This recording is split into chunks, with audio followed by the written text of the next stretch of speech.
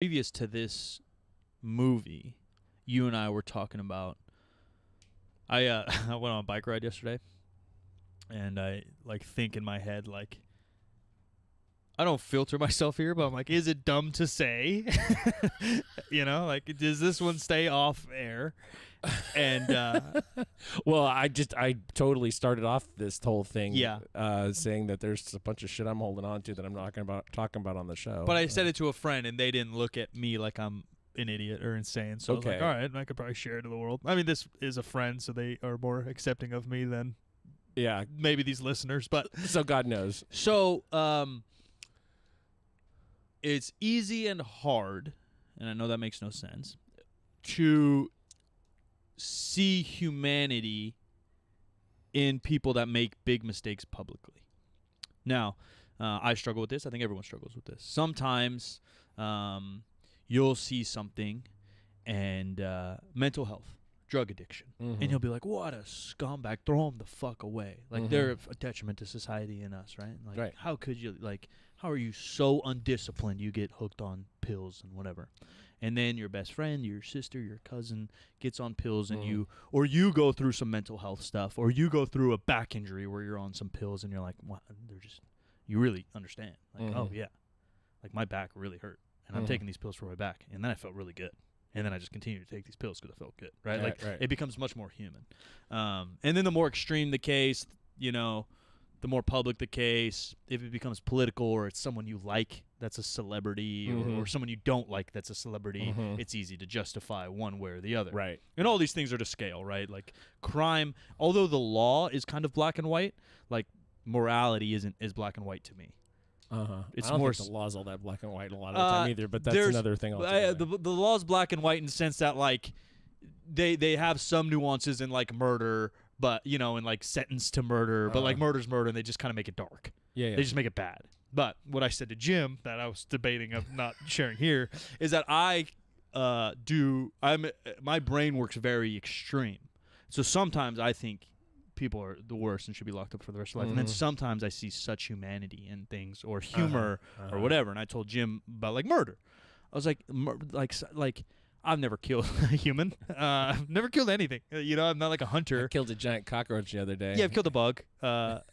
Even that I don't like to do. I don't like bugs. But I can see the humanity in some of that situationally. If my worst day ever, and people talk about worst day, I'm not talking about I had to pay taxes today and I failed my math test. Right. The worst shit lines up for 6 hours straight. Just worst, right?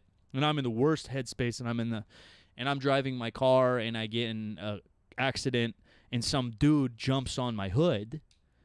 I'm probably running him over and killing him. Or at least I can understand how someone runs his ass over and kills him. Yeah. They might in the moment not have meant that it to be that bad, but they do need to lash It's out human. in some way. It's a human thing. Yeah. It's a human thing. Some aren't, right? Like fucking Dexter or something. You chopping people up and wrapping them in bags. There's that's where the murder moral line is different than the law moral line. But I understand some of that. And I'm biased, and this part is the even more iffy part that I wasn't going to share. But like the Michael Jackson documentary. So the Michael Jackson documentary was on Amazon. I've been a fan of Michael Jackson's music for a very long time, his artistry. And my bias in that felt weird. Obviously, weird things are going on. No one really knows. And then my bias was actually justified because Amazon ripped down the documentary because of the inconsistencies within the story of it, within the witnesses or the victims. So being biased, it obviously feeds to my side. I've watched the R. Kelly documentary, which actually is new news. I think he just went to court yesterday, started a new trial. And I actually liked R. Kelly's music a lot too growing up. I listened to a lot of his music, not knowing any of this, obviously, but and I see that, and I don't see humanity. I see how dark, and that this guy's a monster. This guy is just pure selfish sexual predator. And this gets really dark when you start talking about kids. It gets really dark when you start talking about women. It gets really dark when you start talking about any sexual assault, rape, etc. That especially when it goes on for a long time. I guess the humanity for me starts to live in the situation and the frequency. my worst day ever, I run over one guy. I'm not running people over for fun video game every single day. I haven't ran over 30 people. Yeah. Right? So the humanity lies in the situation and the context. So you haven't been living Grand Theft Auto is what you're saying. But, like, that's what people think, you know? And yeah, you're not just fucking busting heads. Where, like, the frequency becomes less human. Yeah. Although then I argue, like, well, you get desensitized, you could easily get addicted to whatever. Like, it's just so fucking weird. There's a mythology around that I don't know whether it's true, but they, in fiction they always say, I guess maybe World War II is the same way. And on the Nazi side, it's like it's the first few are hard, and then after that it gets easy. And I don't know that's I don't know. I don't know the truth of that. Yeah, I don't know either with killing or sexual assault, obviously, or anything, because I've just never been that extreme. But on a smaller note, I have heard firsthand instances from doctors, surgeons, EMTs, firefighters, cops that are friends that they do get desensitized because you're seeing some wild shit every single day or every week. And so, yeah, like imagine if you went through the trauma of seeing your first dead body every week. When you saw it every week, like you would die. Yeah, you know what I mean? Like the human soul can't take that, so your body, your brain protects you from caring. By compartmentalizing. Yeah. And I'm not saying it's healthy. I'm not saying anything, but you do get desensitized. Yeah, where I mean, you raised an interesting point. I think that I'm dark, Jim. This documentary is not new thoughts in my brain. I've thought of all this. If you're a helping person, if you're a helper, and you're in a situation that is just like overwhelmingly awful, right? The compartmentalization allows you to do what needs to be done from a positive perspective, even though you will pay the bill later, because you always pay the bill later. That's why, like, firefighting or EMT has always been my plan B, because I think I'm that guy. You think you can compartmentalize long enough to get through situations? Yeah, I think so. Yeah, in adrenaline, like I'm an adrenaline junkie. Not that I need to jump out of a plane, but when shit's hitting the fan, like I can be calm. Yeah. Example of this, actually, we just passed the 7-year anniversary of my boy Will, and that incident in Afghanistan with the green on blue violence. Yeah, that's right.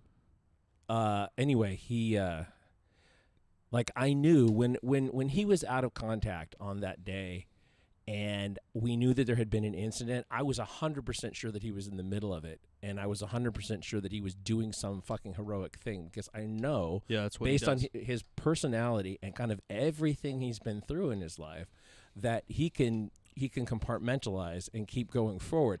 I also know that there is a price to pay after that. Yeah. Like he and his podcast partner just did an episode a couple of weeks ago on PTSD, and talk about their own PTSD. They do a movie podcast, but they both have struggled with PTSD. So it was interesting to hear them talk about like how they experience it. But I knew that he could get through that situation and do whatever needed to be done, and just deal with the consequences later, the emotional consequences later. I think in this instance, we're talking again about Athlete A, which is the documentary about USA Gymnastics and Larry Nassar. There's sort of no shortage of bad guys in this. Right. So that's where like the desensitized becomes different, because there's like one monster in this, and supported by other monsters, though. So. Yeah, I'll get to my thoughts on that. I think, yes, supported by... I think there's one monster... This is my take. One monster supported by other shit. But I don't know if the other ones are like monsters. I think I would make the point that they're monsters. Larry Nassar was the team doctor for women's USA Women's Gymnastics since like for the like 90s. 20 years. Yeah, it sounds more like 30 years. Yeah, a long time. And he before that he was he did it as a student. Yeah, was like an intern, but he is like a physician. Like he's a fucking doc. And he was doing it for the University of Michigan. I think Michigan State, but yeah. Michigan State. Okay. Yeah, so Michigan State for students, athletes, and public, I think. Yeah. So he just to break it down without getting too gross, he was it's not that he was violently raping anyone from what we can tell. What it was it was under the guise of medical treatment, he was sexually abusing them. I don't know the actual definition of rape, but it's like how they because it gets explicit in the movie. It sounds like rape. Yeah, but you're right. It wasn't in a dark alley. No, it was like blue or white collar rape. That's an interesting point. It was white collar rape. It was like it's just as gross. It's just not as, like you said, like maybe not violent. Yeah, but it's just as, like, at least in my eyes, like grosser because it's manipulative. Going back to the sociopath versus psychopath type deal, and this is all so dark. Like it feels weird talking about this publicly, but I do think conversations have to happen for like growth to happen. Yeah. A sociopath, knocks your head off and rapes you in an alley, and a psychopath does stuff like this. I think you could be right. You know what I mean? It's clearly, though, there is compartmentalization about it because we see in the course of the film, there's actually a lot of footage of the guy from instructional videos he did in tons of stuff. Well, and there's interview shit. There's there's tons of footage. Also court stuff toward the end, which is interesting because a lot of documentaries like this, especially when I feel like they're high profile, which USA Gymnast has fucking so popular over the last 30 years. Yeah. And the story's big, and the faces they show in the documentary. Although none of the really big names talk in it, the Ali Reismans, the Biles, Simone whatever, Biles, but they're involved, yeah. And they're in the video. Michaela Moroni. So they obviously got some kind of permission-ish to have their face, or something. Either I mean, point is like high-profile shit's happening, right? I don't know where I was going with that, but it's insane to me how much footage they have of him, I guess. Yeah. Where other murder stuff or you don't have any footage of them talking, but he was like a known guy. He was a known guy before the scandal. Yeah, and you would think that those would be the people who would know to keep their shit on the down low if they're going to do something terrible. When I think he tried. Or keep yourself on the down low, but a lot of the ego around that makes it impossible, I think. The biggest thing for me to take away from this entire thing is that he's a monster that found the perfect storm. Okay. So they talk about the 60s and 70s, how I think in the 60s they say like a 37-year-old won gymnastics gold. Yeah, there was a lot of women, who bless you, post-puberty for sure. Well, and like like the move they show, they're like 37-year-old whatever Russian or American, I think it was American, won gold, and they show her do like one flip over the horse. Yeah, and I'm like, I could do that. You know what I mean? You're like, a practice. Yeah, where like now you see what they do, and you're like, I don't even know what I saw. Like they're moving like a video game. Yeah, like it's insane. So like obviously the sport's progressed in 40 years beyond what other sports have progressed. Correct. Yeah. And like how she's built. Yeah. She's built like a very normal mom that's 37 compared to now that's like jacked little 14-year-old tanks. Yeah. Which actually, before we even watched this, I was watching the Olympics a little bit this year, and I know that like Biles is like 21 or 22 or something. 24. And then there's another blonde chick on our team that's 24.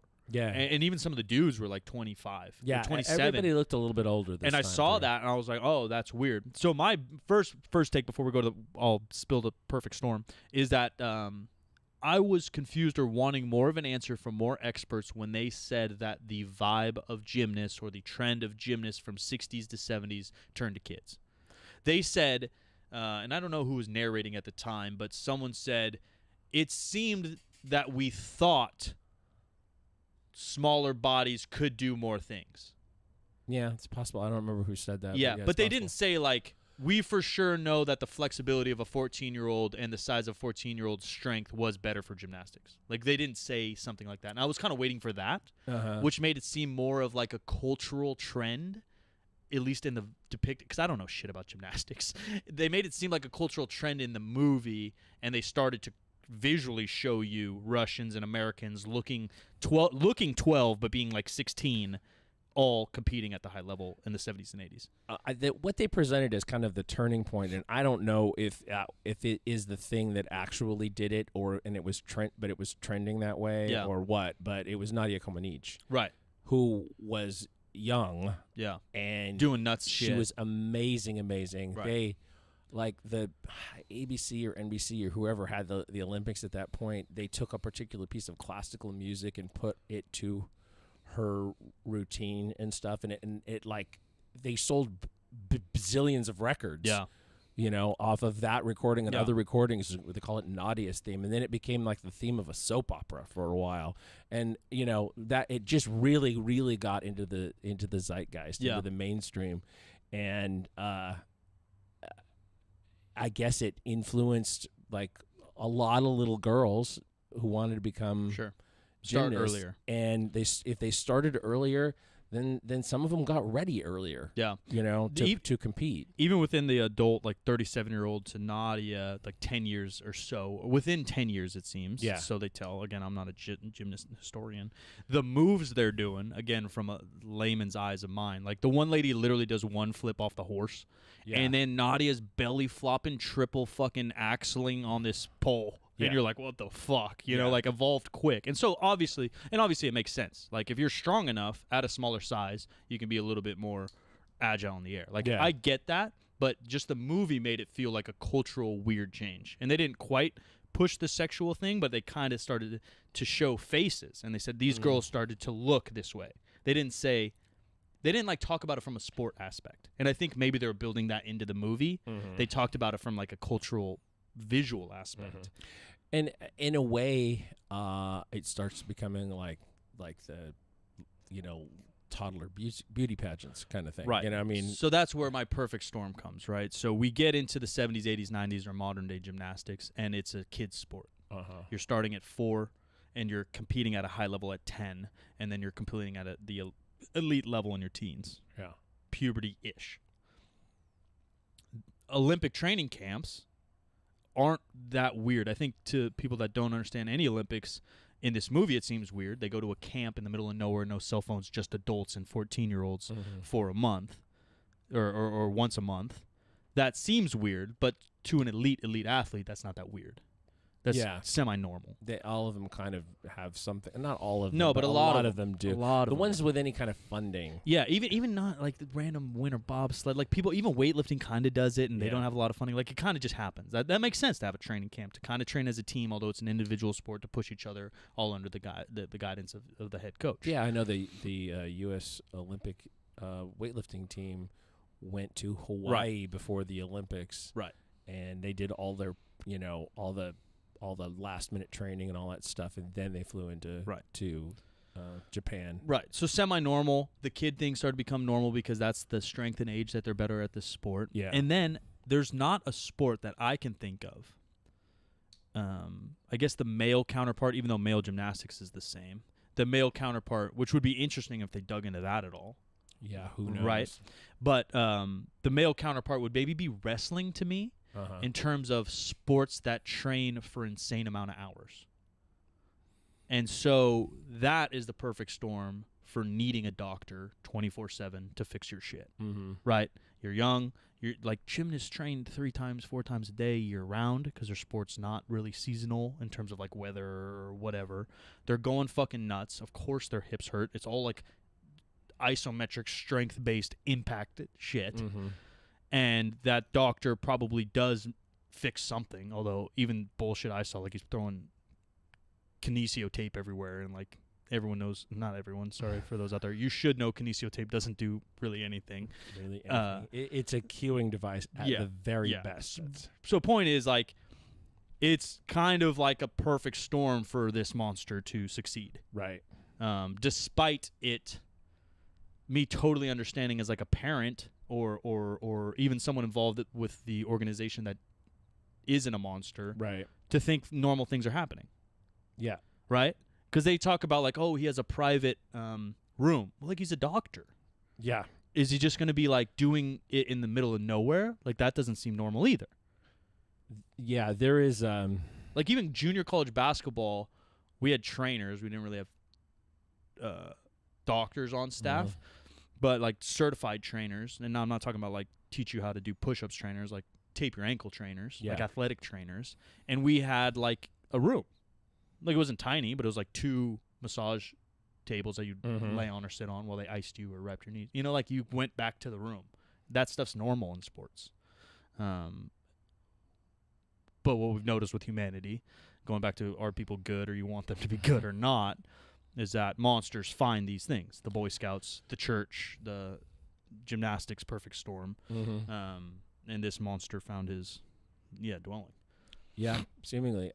There's a podcast from the BBC called Where is George Gibney, which is about swimming in Ireland. And it's essentially the same kind of story, except that the guy wasn't a doctor and he wasn't a trainer, he was the coach. And literally he was grooming them to be able to molest them. Yeah. And he was indiscriminate about it. It was boys, it was girls, it was whatever. Yeah. And it was one of those, like, some people knew, but they couldn't figure out how to take him down. And some people, it was such a horrific experience for them, they couldn't talk about it. Sure, which is similar to this. It's similar to this, yeah. People who held onto these things for decades told very few people, as few people as they could, because it was embarrassing. Yeah. And they felt responsible even though they weren't. Well, and even when you're that young, he brought up a really good point at the end. I forgot the guy's name that kind of started narrating at the end, and it kind of like popped in my head. Like, obviously I've known my whole life, but I'm a dude. I'm a 5'8", kind of thick dude. I can't relate to rape traumas. I can understand. Like, you know what I mean? But you can't, like, viscerally feel it the same. Same way, I'm sure, like, even as a dad, you can't viscerally feel, like, pregnancy. You understand it. You went through the process with your wife and you raised kids, but it's just so different to be a dude. Not that dudes don't deal with sexual assault or rape, but obviously the percentage is way less. Yeah, there's a lot of it in the military. Yeah, but it's just way less, right? And so this guy at the end said, like, these kids have never experienced, like, love or physical compassion, and how he started to click like that in my head. And he's like, their first experience of that is with this fucking weird doctor. Yeah. Like, love, I'm 33 fucking years old. And we talked about love and how that word's already weird for me. But, like, love and intimacy and relationships are so complicated. And I'm fucked up, but I'm pretty normal. You know? I have traumas, not in that area. Yeah. That stuff is really hard. That's a hard human thing to go through with a good past.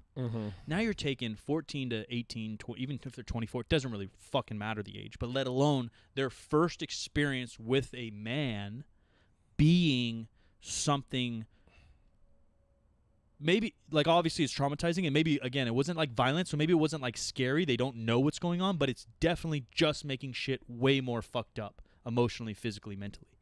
And that's not going away. No. Like, not that, I didn't understand rape and its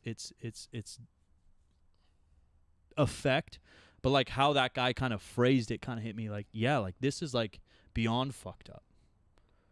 Like, it's fucked, but it's, like, beyond fucked up. It created a permanent trauma. Yeah. That they're going to have to deal with forever. Or maybe because I'm getting older and I understand how hard relationships are and, like, humans are and, like, you know, like, all that is so hard. Without bringing that kind of baggage. Not even baggage. Like, that's fucking FedEx largest warehouse. Yeah. Like, that's the most fucked up shit. And so, like, to how you fucked up it is, yeah, it's such a monster move. And again, like, the R. Kelly story is very, very similar. And then just this fucking idiot in the interrogation room, like, how he's talking, and I'm not a doctor, but she's like, is there any reason, and excuse my crudeness here, because I don't know what words they say, but they basically say, like, is there any reason your finger should be in someone's butt? Yeah. And he's like, yeah, well, you know, hips and, you know, tailbones. Coccyx. It's like, oh, yeah, if you're working on the coccyx, it's like, there isn't a... What are you doing back? If you break your... treatment. Well, if you break your tailbone, which may be common in gymnastics, for all I know, what's your finger up a butt gonna do, you fucking monster? You know, like, it's just so insane. And obviously, I think the narration at that part is the person doing the interrogation, and she's like, I'm not a doctor, he's using these terms, but I know he's just full of shit. Like, I can just see. Yeah, because he uses the same ones all the time, and they're like, anytime someone is using, you know, $5 words, and stringing them together in a way that is meant to be confusing, then you know they're pretty much full of shit. That's like kind of full of shit test number one. If you can't actually make sense of the vocabulary, you're just being fooled. Another, like, obviously huge issue with the whole thing is a lot of them, you know, as you said, didn't understand what was going on. That was kind of their first experience. They didn't know how much they were being violated based on on their kind of, they call it a fiduciary relationship, with where somebody he's giving them fucking candy. Yeah, he's nice. Yeah, he grooms everybody. He grooms them all Yeah. to go along. Yeah. And I think it's the same is true of the administration of USA Gymnastics. So that was the perfect storm that I forgot about, or forgot to mention, is the guy they hire to be the chair or chief or CEO, president is a marketer. And so I guess that's where I think he's a huge piece of shit. Monster's a little hard for me to say, although he's obviously a piece of shit, and you can call him, I don't give a fuck what you call him. I'm not going to protect this guy by any means. Mm-hmm. But the perfect storm lies in that he's a marketer, and he becomes president of a company that's like athletic and human-based, not really profit-based. But the perfect storm lies in that they start to build celebrities. He starts to land these huge contracts, and he's probably making a lot of money, and the company's making a lot of money. And so he starts to play a PR role instead of a protector role because he's a marketer, and his number one goal is to keep gymnastics looking good publicly. And so when reports come in, he tries to handle them. I imagine, this is me being a hair empathetic, he tries to handle them in a marketing way rather than in a humane way, which is obviously gross when so many reports come in. But you know what I mean? He hushes everything illegally, which I didn't know was a law, but they're talking about the Texas stuff. There's a reporting law. Makes sense. For sure. So he's obviously being illegal, morally corrupt and wrong. Yeah. But I guess going back to my vision, I at least understand what he's doing. I don't agree. I would like to think I would act differently if I'm in the same position. But I can at least see the human in him. Now, I think he's a piece of shit, and I think that he belongs to be in jail as well. Yeah. But that's also a perfect storm. He's fucking signing McDonald's checks for millions of dollars. You know what I mean? Right. And so he's going to try to keep that check coming in. Right. Well, I see it like this too. There's a nationalism thing around the Olympics. For sure. And the U.S. wanted to beat the Russians and the sort of former Soviet bloc countries in gymnastics and everything. Right. We had the highest medal totals this Olympics too. Russia had to compete as the Russian Olympic Committee. Whole nother conversation. Because the country could not compete because of. But some of their athletes could. But some of their athletes could, yeah. All around the scandal that we talked about in Icarus earlier this year. All this stuff is tied together, whether or not you know it. There's I don't want to say that we're masterminding a whole story here. Yeah, we didn't mean to, but it's working. But it's working. Yeah. Where was I? Oh, yeah. No, I thing about the Olympics period is that there's a certain degree of nationalism and or patriotism that comes from them, seeing your athletes compete or whatever. And I think that the patriotism part of it is I think it's pretty benign. I think the nationalism part of it is not. And that's where you get into by any means necessary stuff. Right. Like what this guy did. It was very by any means necessary. I'm going to keep the face of this team clean, and I'm not gonna talk about how we're potentially or maybe for sure right.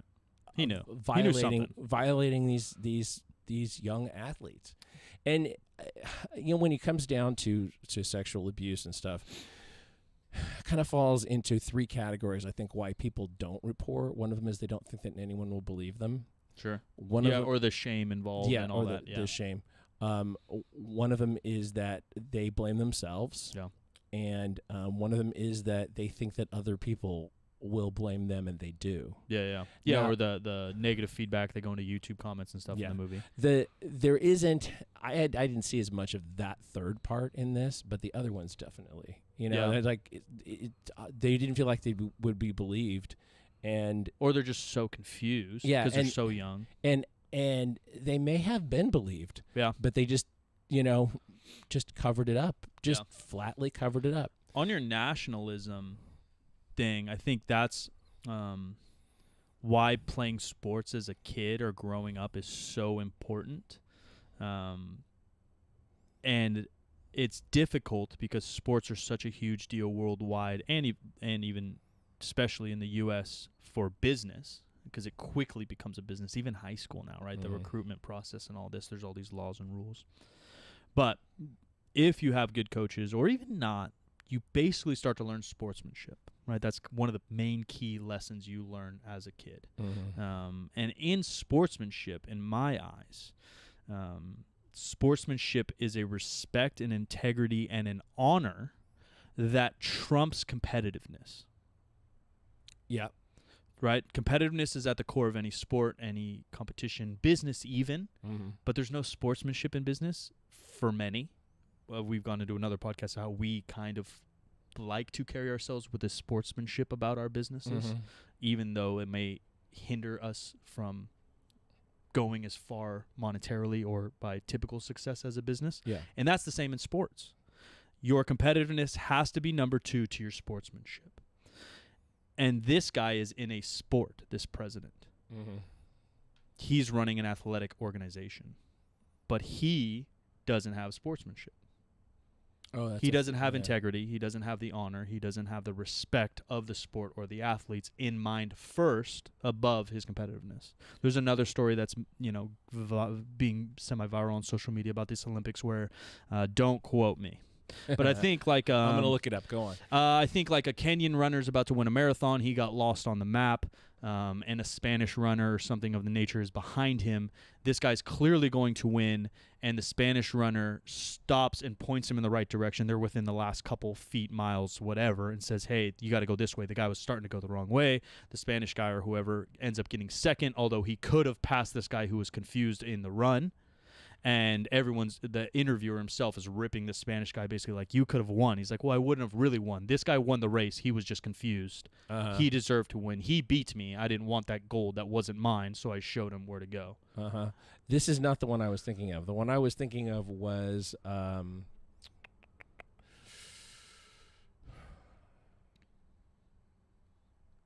point being that guy took the sportsmanship, the honor. Yeah. Because, again, he could sleep better at night having a silver medal that he earned rather than having a gold that he kind of snuck through by. And that's where and trust me, that dude does not make it to a silver Olympics without being the most competitive asshole on the planet. That guy wants to fucking win. Yeah. He wants to win more than any of us. He's ran more miles than anyone listening right now. And he's ran faster, harder, slept better, ate better than any of us listening right now. And he chose the sportsmanship, which the integrity, the honor, and the respect have to be above the competitiveness at the end of the day. Or then it turns into business, and we all know top CEOs are all fucking narcissists, psychopaths. It's just what it is, because there is no sportsmanship or honor in business. Yeah. No, that's there's not none, but there's not much, and you have to. It's not a priority. You have to assume that it's not a priority for anybody. Yeah. Now, the one I'm talking about was the high jump. I think they tied. Yeah, the guy from Qatar and the guy from Italy tied. Yeah. And they were supposed to do a jump off. Like the official started talking to them about a jump off, and the guy from Qatar said, "Can't we just both get the gold medal?" Yeah. And he's like, "Well, actually, we can do that." Yeah. It's like, well, let's do that then. Yeah. And then it is weird. They were friends. Yeah. I'm a little more moot point on that one. I'd like a jump off, but I understand. I mean, if you're getting if you do a jump off, then one of you is getting a silver medal. Yeah. If you don't, then you both get a gold medal. Like there's no upside to that. Yeah. Yeah, I guess for me I would just go by the rules. I just don't know that sport enough. Well, the rules were pretty fungible. That's what I don't like. Because you're not going to do that in basketball. Like, oh yeah, we'll just skip overtime. Like, no, bitch, we're going to overtime. You know what I mean? But that's also a team sport. For sure. But I guess again, it's not my sport. I've never really messed around in that world. To me, I don't care either way. But that is, again, more sportsmanlike than saying no, fuck you, cheated, or trying to find some other reason to weasel out of it. Yeah, and I think that the whole thing around blaming women for their abuse, I don't know how we get past that, but maybe it's generational. Yeah. No, it for sure is, and I think that's why movies like this. No one's gonna watch this movie and feel good. No one's going to listen to this podcast and feel good. I don't feel good saying weird shit that I've said. I don't like talking about doctors' fingers and butts. I don't like any of this. But I think this movie, sadly, because it has to do with kids, lays more of a light on what you're talking about. Yeah. You know what I mean? It's just more apparent here. Yeah. So, you're like, oh, this is clear. This is fucking clear to me. Yeah. this other stuff can become more clear when Yeah. a 35-year-old comes out or 40-year-olds come, right? Like, oh, I get this. This one's black and white. Like, you can't fucking argue this. Yeah. This is fucking gross. This is fucking disgusting. You're a fucking monster. So you can understand more when it's in an office and the guy's a boss versus his secretary or whatever, the Weinstein or the fucking whatever. You can understand it more. And so I think that's why it's important to have these conversations. I think that's why it's important we do these podcasts, although it's not super fun. And I think that's why it's important to watch these type of movies, although it's not, watching Happy Gilmore and leaving with a smile. It's really not. Yeah. It's weird. It's weird. And for me, it's not like it is obviously dark, but for me, it just feels fucking weird. Relationships, fucking humans, all this stuff, like I said, is very. That's why it kind of hit me. Is like that stuff's already difficult, weird, and hard for all humans to figure out. That's like part of the secret of life, right? Like how to figure out human relationships through this path of whatever we're doing here. And now you're bringing all this weirdness in there and really fucking up people's lives.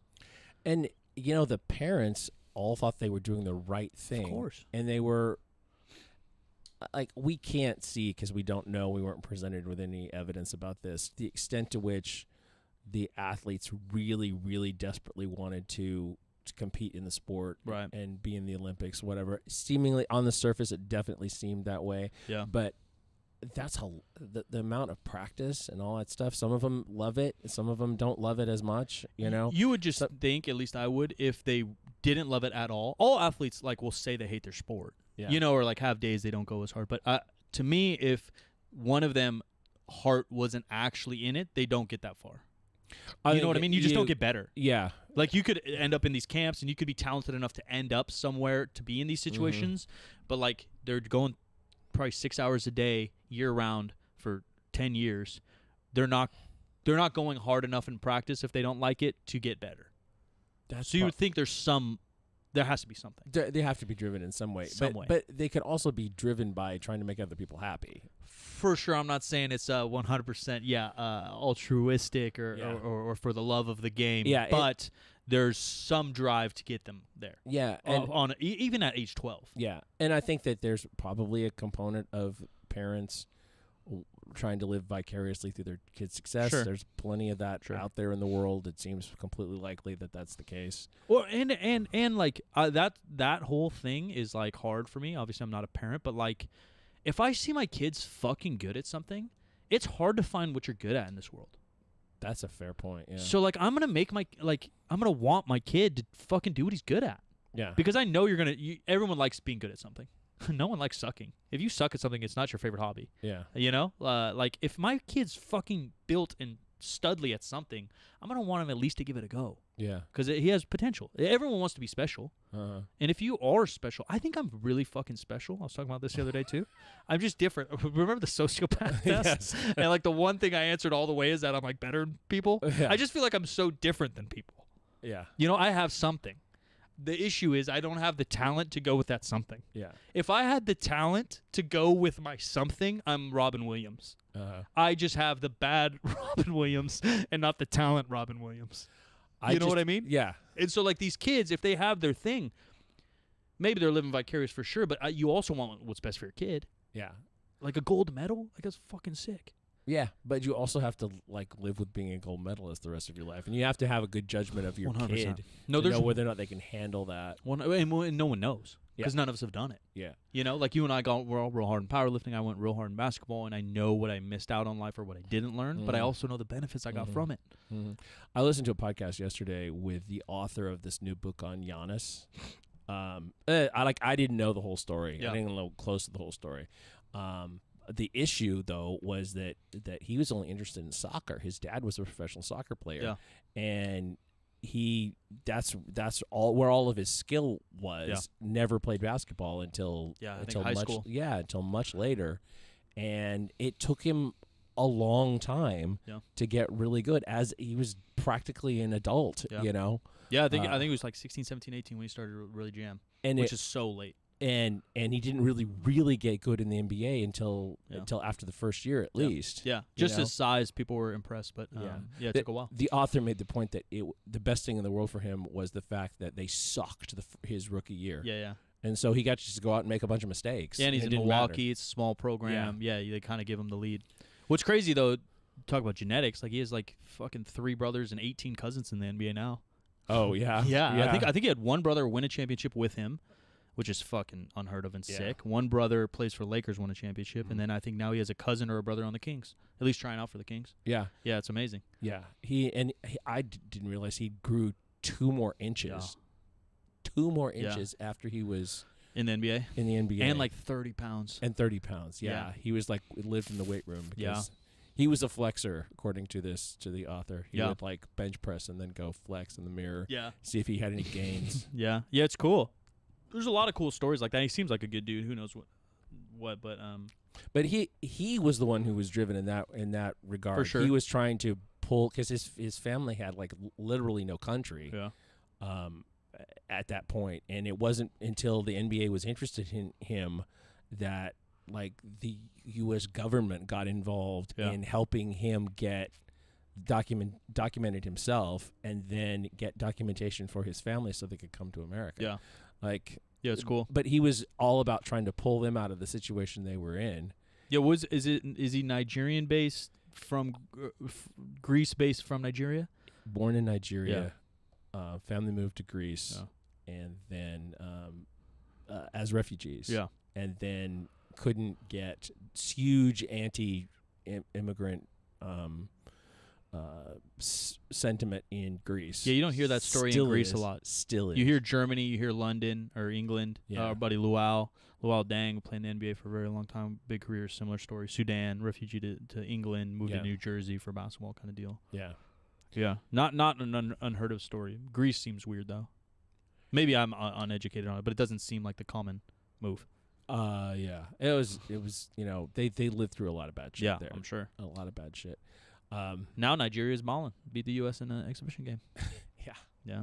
Yeah, they got a lot of guys in the NBA and playing overseas. One of the dudes might be from Sacramento area, I think, too. And then obviously our buddy Jacob's over there coaching a bunch of young cats in Rwanda at the moment. I don't know where the kids are from, though. I feel like they're Sudanese. South Sudanese, but I think they're in Rwanda for the camp. I think he told me that, yeah. It's kind of from a little bit all over. Maybe now. It's like a big camp. Yeah.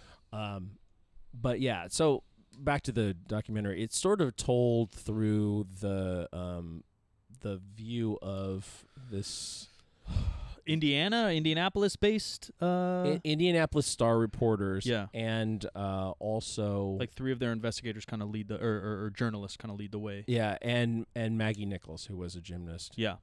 Who back in the day. And one more. Well, who is Athlete A, not Maggie? Athlete A is Maggie. Oh, then I was thinking of another one. There's 2 kind of older ones that lead the way. Dancher? Dancher. Yeah. Yeah. And one was kind of Olympic level and one was kind of just not.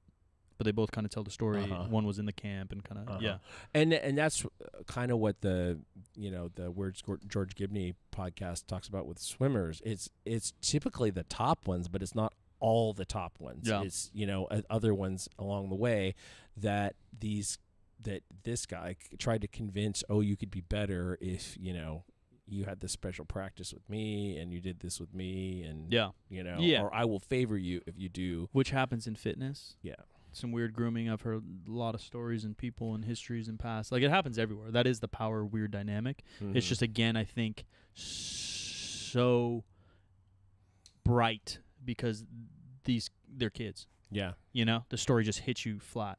There's no And the interesting thing to me is just how blown away these reporters are as they start finding out this stuff. It's like, oh my God, this has been going on forever. And 500 people, they think. Yeah. Yeah. 500 lady athletes. Yeah. It's just pure insanity that it went on for that long. It's weird. And obviously I'm on the outside and I see the dark documentary story. But like, what's weird to me is like, and this might sound wrong too, but like the guy just doesn't look that charismatic.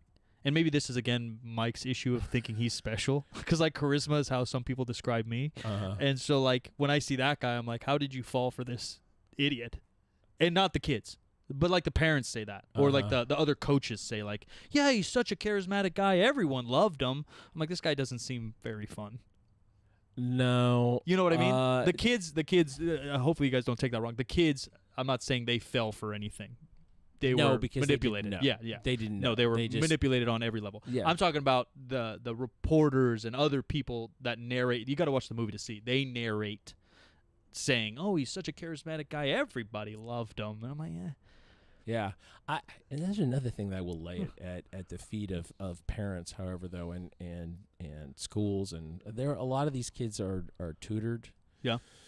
So Yeah. they're not actually in a normal Homeschooled. classroom experience, but like sex ed started, 5th or 6th grade, Yeah. purely around like what the mechanics are, and don't let anybody do XYZ to you. Yeah, see, I You went to know- a weird school, so I don't know what regular sex ed is. Well, there isn't any standard curriculum Yeah, there in should be. California. I can tell you Yeah. that. There's Yeah, no there should be, like- requirement to even talk about it. Yeah, there should be. There should There be should like be. obviously, but there should be like some kind of physiology type deal, Yeah. and then there should be some like maybe evolutionary type deal, and then there should be some kind of emotional, social, cultural type deal, all in that curriculum. Right. Yeah, But if agreed. if you're not telling kids how to protect themselves, Yeah, what's good, bad, normal?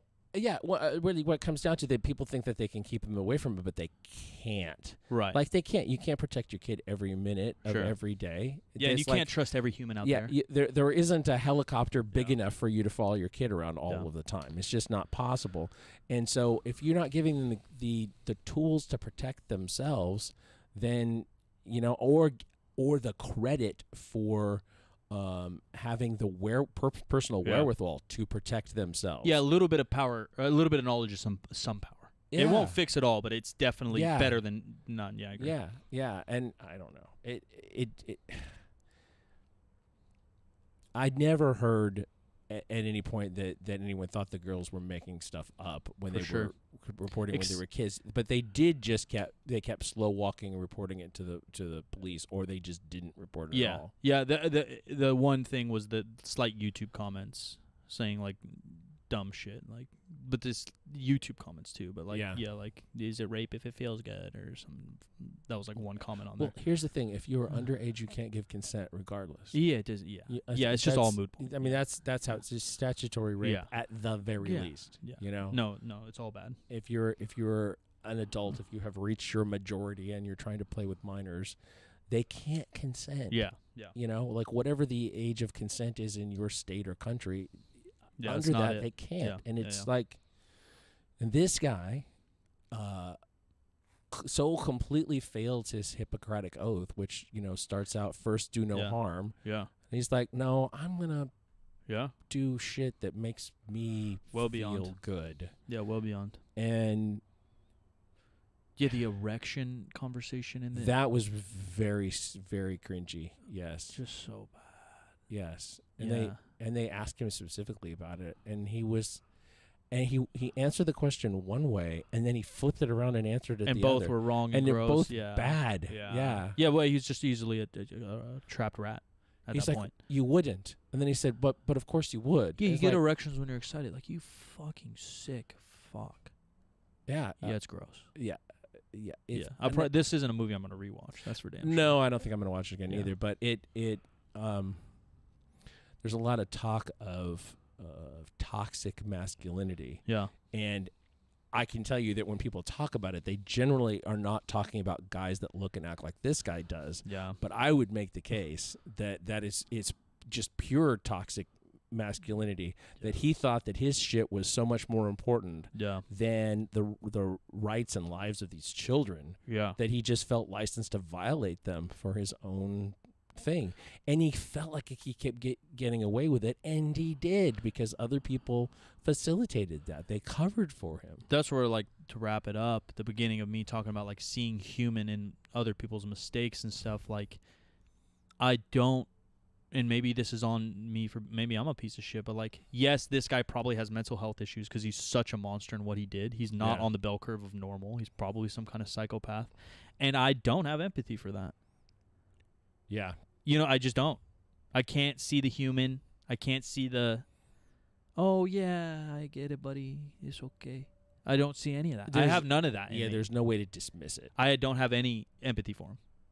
No, I don't either. Yeah. I don't either. I don't have empathy for I fucking- kind of wish we were in some Roman shit where, like, I think he ended up with 2 years, 60-year sentences. something like that. I kind of wish we just, like, chop his dick off.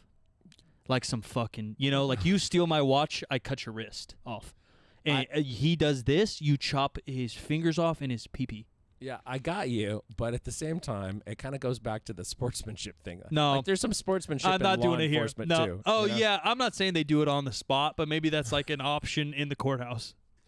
Yeah, I'm certain that this guy has to be under some high security or. Oh yeah, no, in jail. Oh yeah, in jail. I hope.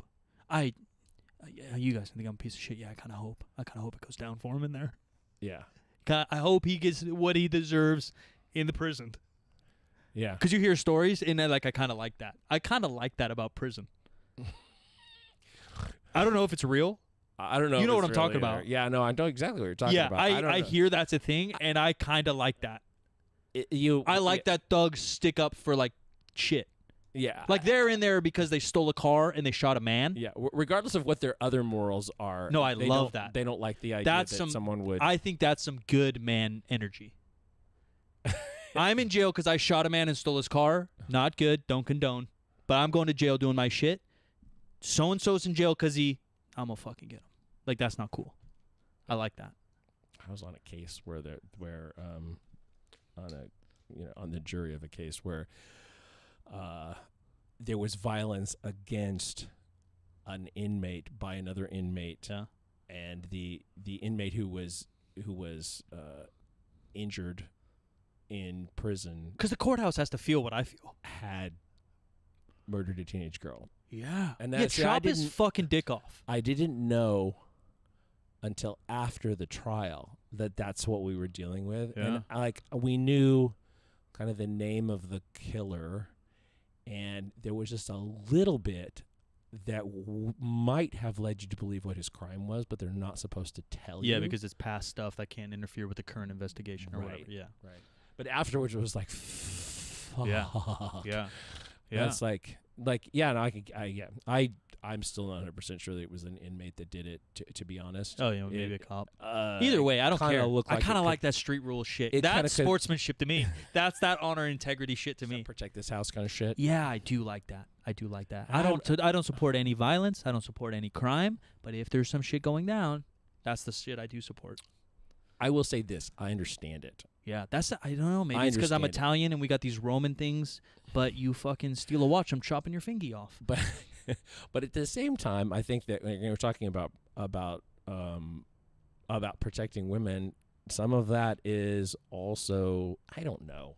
This is a mess, because on one hand you have people who are, or guys who are overly protective of women all the time.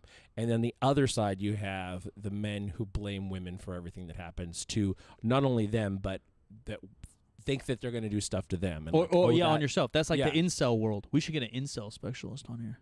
Involuntary celibate? That's a whole weird world. That's dark and weird. But they're kind of those guys.